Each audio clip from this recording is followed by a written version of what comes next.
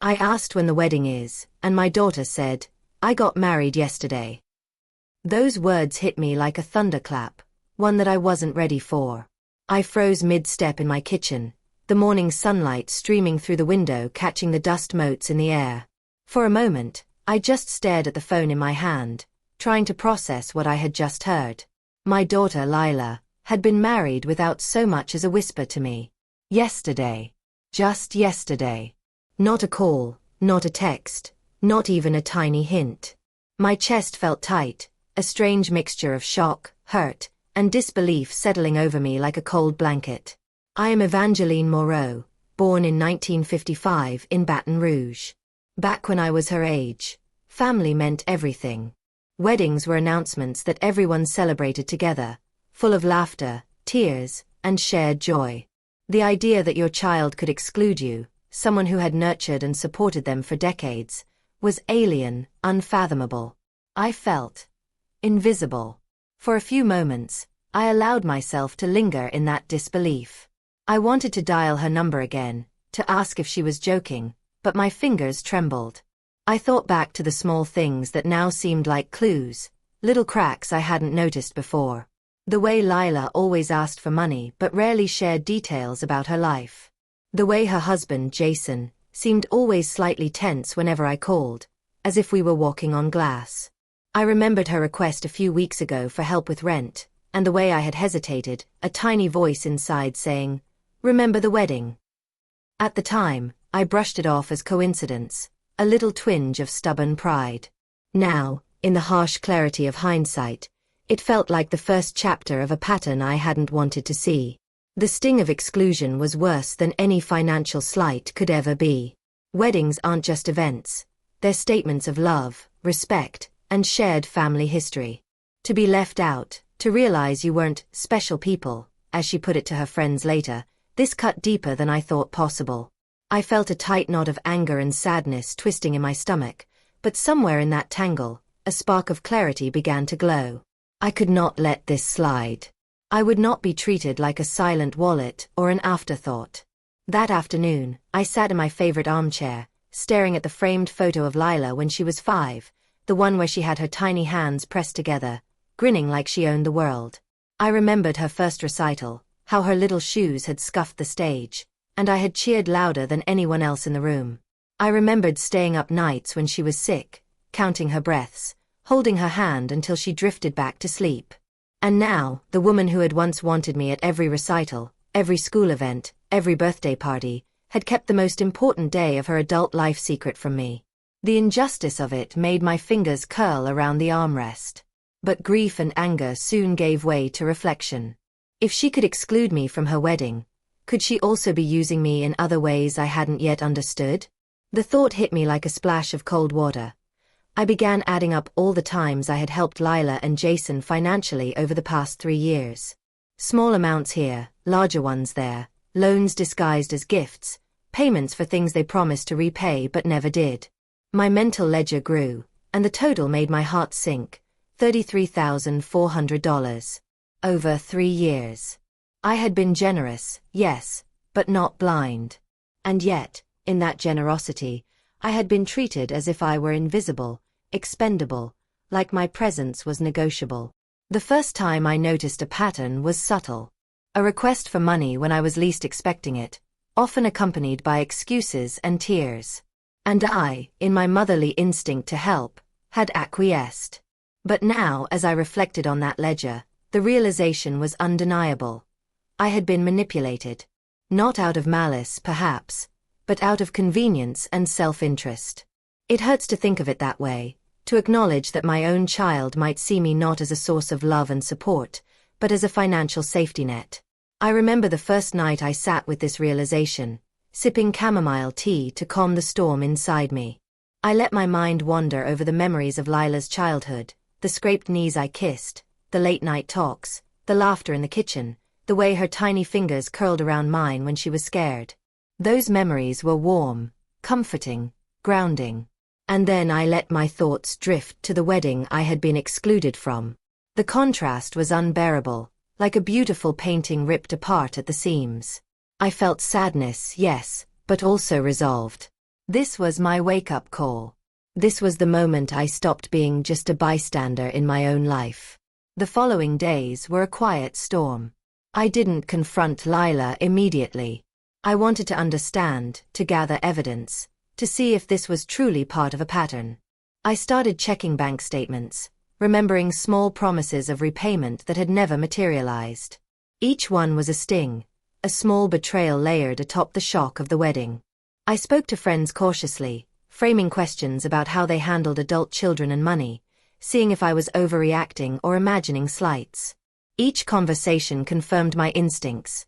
I had been taken advantage of, not maliciously perhaps, but strategically, subtly, over time. One evening, as the sunset painted the living room in shades of orange and gold, I sat quietly, thinking about confrontation. I didn't want drama for the sake of drama. I wanted clarity. I wanted respect. And I wanted Lila to understand that love, real love, doesn't keep score but also doesn't exploit kindness. I knew I needed a plan, a way to protect myself without burning bridges entirely yet. The thought of calling a lawyer hadn't yet crossed my mind, but I could feel the gears in my brain turning, the sense that I needed to assert control over what was rightfully mine and over what had been violated, my trust and my emotional well-being. Late one night, I called a longtime friend, Teresa, someone who had always been honest with me. I feel like I don't even exist in her life anymore, I confessed, my voice thick with emotion. Teresa was silent for a beat, then said gently, "Evie, you've always given so much. But maybe it's time to make yourself the priority." Those words landed like a key unlocking a door I had kept closed. Maybe it was time. Time to stop allowing manipulation to masquerade as familial obligation. Time to reclaim the respect and dignity that had been quietly stripped away over the years. That night, I wrote in my journal, a practice I had abandoned but now returned to with renewed purpose. I detailed every small interaction, every monetary transfer, every instance where Lila or Jason had asked, nudged, or demanded, masking exploitation with charm or urgency. I included my emotions too, the betrayal, the hurt, the disbelief, but also the love I still carried for my daughter, love that refused to die even in the face of exclusion. Writing it all down helped me see patterns clearly. It was a ledger of more than money. It was a ledger of trust, care, and the subtle ways it had been taken for granted. A week later, I decided to cancel all automatic payments I had set up for Lila and Jason. It was a small act of defiance, a tiny step toward reclaiming autonomy. I told myself it wasn't revenge. It was preservation. I could feel their absence immediately. The quiet that followed was both startling and liberating. I realized that forgiveness was not about forgetting. It was about setting boundaries. I typed back slowly, "We can talk, but it must start with an apology." It wasn't harsh. It was firm. A clear line drawn, signaling that love without respect was not negotiable. The days that followed were gentle yet filled with purpose. I organized my finances meticulously, ensuring no one could manipulate them again. I met with estate planners to secure my will, protecting my assets and ensuring that my generosity could not be weaponized. Each step I took was a quiet affirmation of self-respect, a declaration that the lessons learned from pain could be transformed into power and wisdom. The act of taking control over my life was deeply liberating, a proof that age was not a limitation but an accumulation of experience and resilience. Friends became an essential part of this rebirth. I reconnected with old friends I had lost touch with while absorbed in family obligations, sharing dinners, walks in the park, and laughter that felt unburdened. Their support was a reminder that community, friendship, and shared joy were just as vital as familial ties. I began to laugh more, sometimes at small absurdities such as a neighbor's runaway dog, a coffee mishap, or a joke from an old friend. These small moments, trivial perhaps to some, felt profound. They were markers of a life I had almost forgotten could be mine entirely. Reflection became my daily practice. Each morning, I would meditate briefly, acknowledging both the pain and the triumph. I recognized that the sense of exclusion from Lila's wedding, the financial exploitation, and the legal battle were not failures but catalysts. They had prompted me to awaken to my own strength, to assert my boundaries, and to reclaim my dignity. In that quiet reflection, I realized that true love did not send an invoice.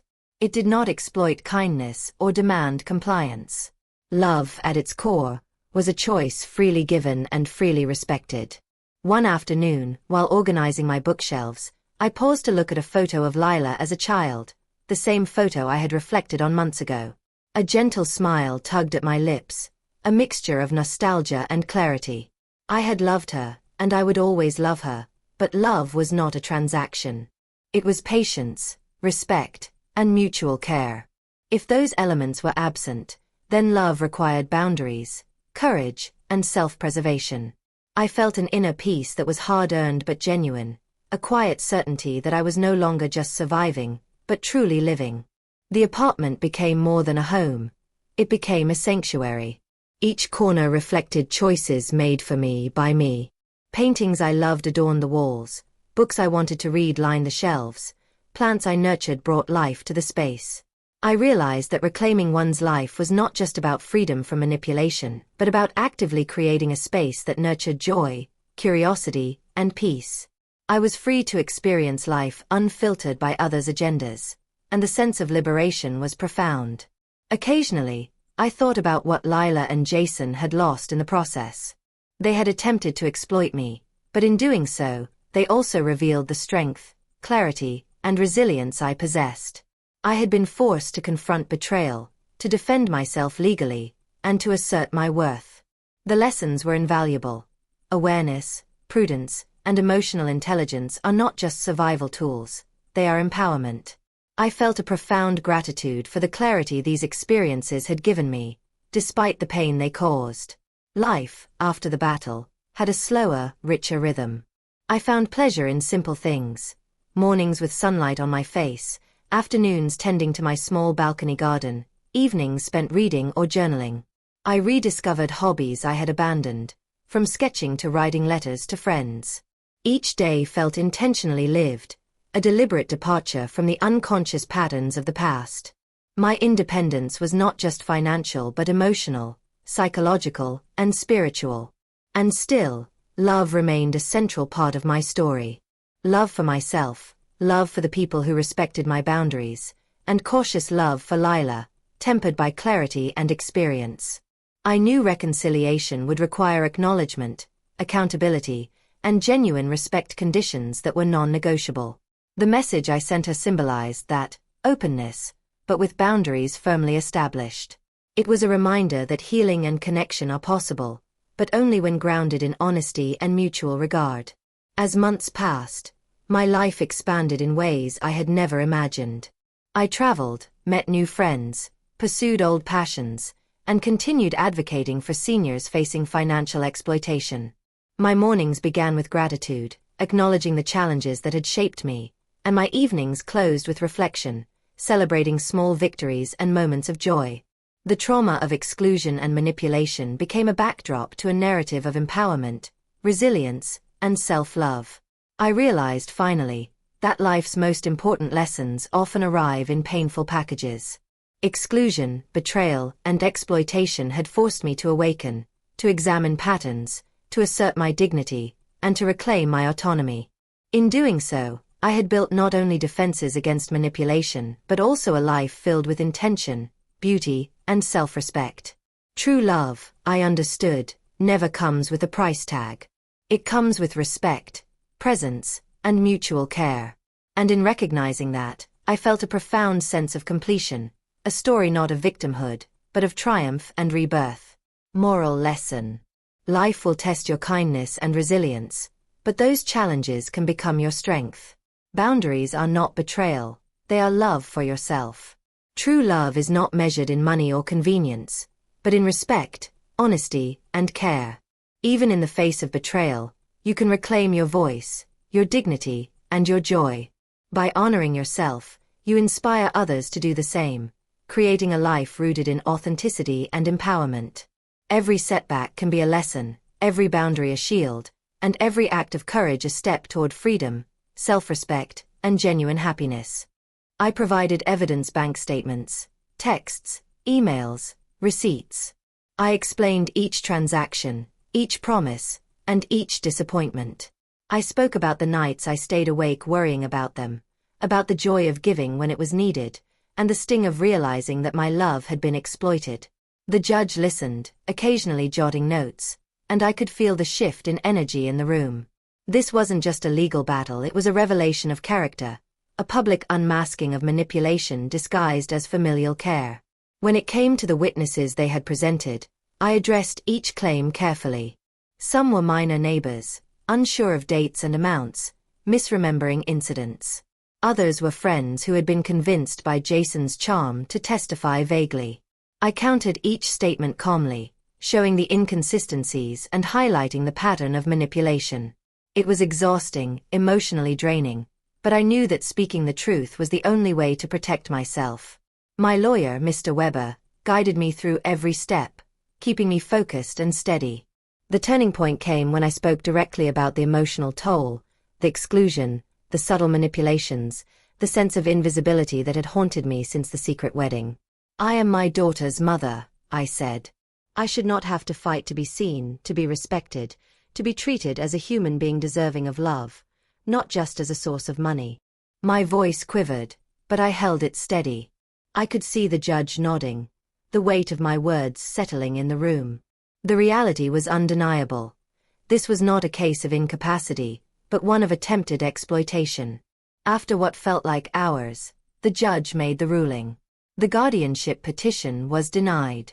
I felt a wave of relief, a mixture of triumph and exhaustion. My heart lifted, knowing that my independence was intact, my dignity recognized. I had stood my ground, proven my competence, and unmasked a subtle pattern of manipulation that had gone unnoticed for far too long. Lila and Jason left the courtroom quietly, their expressions unreadable, while I allowed myself a small, private smile of victory. The weeks after the court case were a period of recalibration. I updated my will to protect my assets, ensuring that no future attempt at manipulation could take root. I sold my house, choosing a smaller apartment that required less maintenance and allowed me to focus on myself rather than endless obligations. I began volunteering with local senior organizations, teaching others about financial exploitation, sharing my story to empower those who might be vulnerable. There was a sense of purpose that filled the spaces left by anger and hurt, a feeling that my experience could now serve as a shield for others. I also began small joys that I had postponed, trips to museums, weekend visits to botanical gardens, dinners with friends I had neglected. I rediscovered the pleasures of life on my own terms, the simple freedoms of choice and autonomy. And yet, despite everything, I still carried love for Lila. Not the blind, unquestioning love of the past, but a tempered, wiser love that required respect, honesty, and boundaries.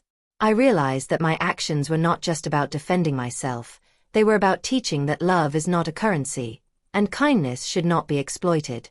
Every day, I reminded myself that boundaries were not betrayal. Saying no did not make me less loving. It made me human.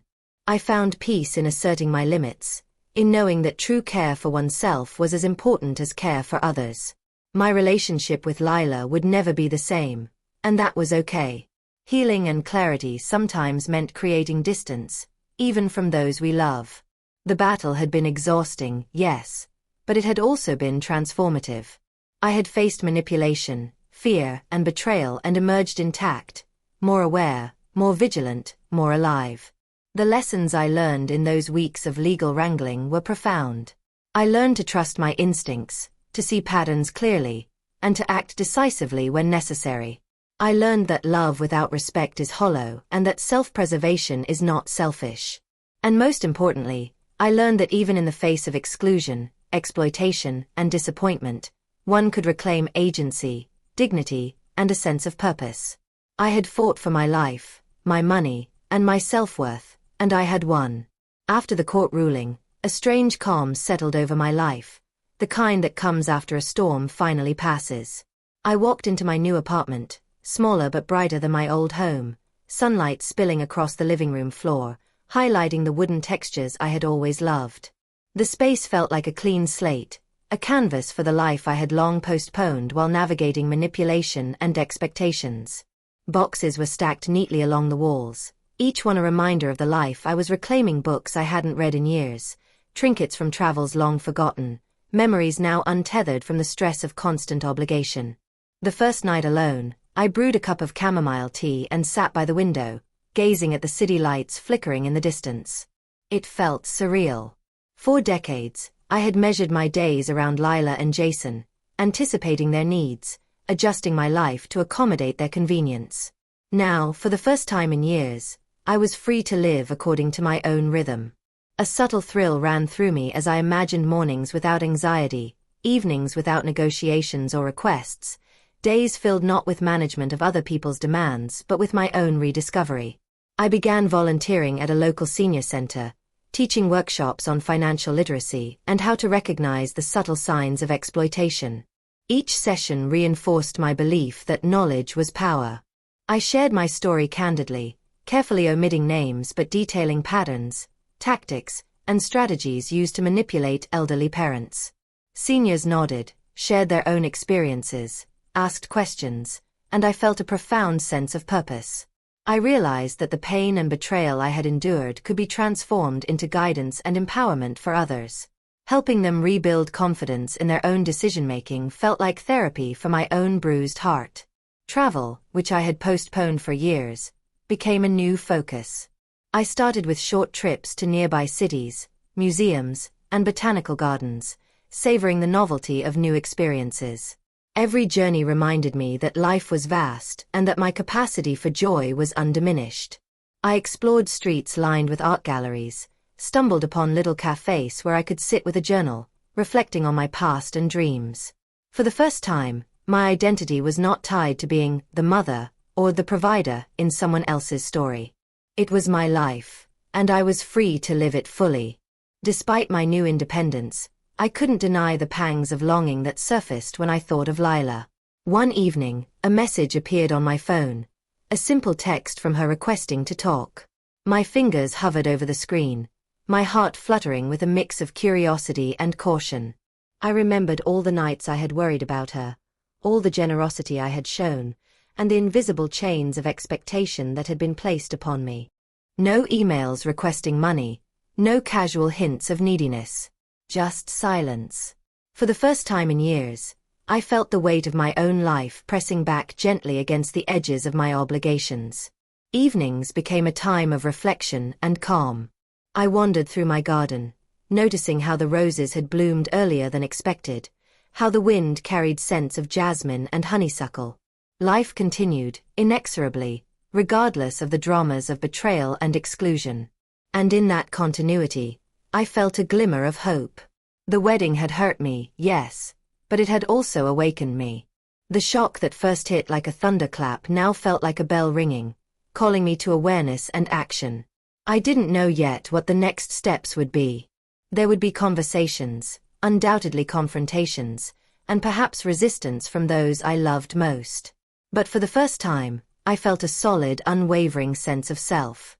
I had begun to see the patterns, to recognize the exploitation, and to imagine a life where my love was not measured in monetary transactions or silent neglect. I was ready to face the truth, to confront it head-on, and to protect the heart that had always given freely, even when it was taken for granted. I spent a long night on the porch, staring at the stars, letting the cool air brush against my face. I thought about forgiveness, about love, about the thin line between generosity and exploitation. I thought about the moments I would miss with Lila if she continued to see me as just a bank account, and I resolved to rewrite that narrative, starting with setting boundaries and reclaiming my voice. Tomorrow would come, and with it, decisions that would shape not just my finances, but my dignity and emotional freedom. The shock of discovering her wedding faded gradually, replaced by the quiet, steady determination that this was my life too. I would no longer be sidelined, and I would no longer allow invisible wounds to fester in silence. I knew the road ahead would not be easy, but I also knew that for the first time in a long while, I was awake, aware, and unwilling to be passive. The bell of realization had rung, and it would echo through every choice I made from that day forward. The quiet determination I had felt in the days after discovering Lila's secret wedding soon took on a sharper edge. I realized that this wasn't just about exclusion or hurt feelings, It was about control, manipulation, and the subtle way they had made me a tool for their convenience. Over the past 3 years, I had given them $33,400 in various forms. Rent, bills, emergency loans. Every single one had been accompanied by promises of repayment that were never kept, excuses that always sounded urgent, sympathetic, unavoidable. At first, I had brushed them aside as minor inconveniences. But now, looking at the total, I felt a surge of anger I hadn't allowed myself to feel before. I wasn't just hurt, I was being exploited. I decided to take action. I called my bank and cancelled all automatic payments to Lila and Jason. As I spoke to the representative, explaining my situation, I felt a sense of liberation mingled with anxiety. This small act felt monumental. It wasn't revenge. It was self-preservation. As soon as the cancellations were processed, I began organizing my records. Bank statements, text messages, emails, receipts. Every little interaction that suggested a pattern of dependency and exploitation was carefully noted. I knew that if this escalated, I would need solid evidence. Sure enough, it did escalate. Less than a week later, there was a knock at my door. When I opened it, there they were, Lila and Jason, both smiling, but with eyes that didn't meet mine honestly. A lawyer stood behind them, papers in hand. "Mom," Lila said, her tone syrupy sweet, "we just want to help you manage your finances. You know, make sure everything is in order." I studied the papers and she handed me a guardianship petition, claiming that I was mentally unfit to manage my own money. My stomach dropped, and I felt the familiar tightness in my chest. This was the moment where shock collided with clarity. They weren't just asking, they were demanding control over my life, under the guise of help. I took a deep breath and looked at them all. "No," I said simply. "I am perfectly capable of managing my own finances. I don't need a guardian." My voice was steady, but inside, my heart pounded with the fear of confrontation. They tried to protest, citing minor incidents, presenting witnesses who made vague claims about my supposed confusion or forgetfulness. I listened calmly, noting each exaggeration, each manipulation. Their confidence, meant to intimidate me, only fueled my resolve. I wasn't going to let them take advantage of my age or my kindness. The next step was hiring a lawyer. I chose Mr. Weber, someone highly recommended and known for handling elder financial exploitation cases with dignity and precision. From the first consultation, he listened without judgment, letting me tell my story. I shared my financial ledger, all the transfers, the dates, the promises. He nodded, asking careful questions to clarify every detail. "Evangeline," he said, after reviewing everything, "you have more than enough evidence to show a pattern of financial exploitation, and will prove your competence beyond a shadow of a doubt." His confidence was reassuring, and for the first time since the wedding shock, I felt supported in the fight ahead. An independent mental evaluation was arranged to confirm my ability to manage my own affairs. The process was thorough. Cognitive tests, interviews, scenario exercises, questions about finances, problem-solving, and daily routines. I answered everything honestly, not out of defiance, but with the clear knowledge that I had lived independently, made careful decisions, and handled money responsibly for decades. When the report came back confirming my competence, I felt a quiet surge of vindication. They couldn't claim ignorance or incompetence. The evidence was now indisputable. The court date arrived, and I remember walking into the room with a mixture of fear and resolve. Lila and Jason were seated, looking calm, confident, expecting an easy win. Their lawyer spoke first, outlining a series of vague concerns about my ability to manage finances, and citing testimonies from friends and neighbors, carefully selected to support their narrative. Then it was my turn. I stood, cleared my throat, and began recounting my story, my voice steady but carrying the weight of decades of love, care, and frustration. "I have supported my daughter and her husband over the past 3 years," I said, "with money, advice, and guidance. $33,400. Every time, I was told it was temporary, that they would repay me. None of it was ever repaid. And yet, despite this, when I made a decision to protect myself, I was suddenly considered unfit. My words hung in the air, charged with both hurt and dignity. I described the pain of being excluded from Lila's wedding, the realization that my kindness had been taken for granted, and the careful calculations I had made to protect myself without cutting off family entirely.